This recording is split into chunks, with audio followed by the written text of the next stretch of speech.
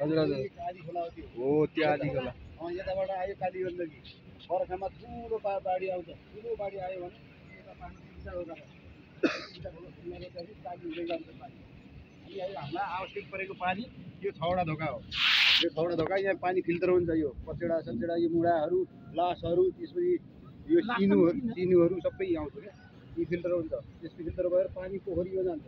पोखरीमा गइसकेपछि त्यहाँ के हुन्छ पोखरीमा बालुवा फिल्टर हुन्छ किनभने बालुवाले तरबारले असर गर्छ नि त्यही भएर बालुवा फिल्टर भइसक्यो तपाईँहरू जुन अब गेटबाट छिर्नुभयो गेट मुनिबाट यो डाँडो छेडेर पल्लो पाहा के अरे बेलबारी भन्ने ठाउँमा पावर हाल्छ यस कचेडा निकाल्छ पल्लो निकाल्छ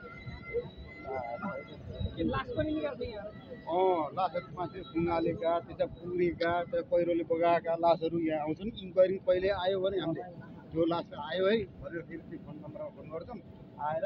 रिपोर्ट गरेर भन्छौँ भयो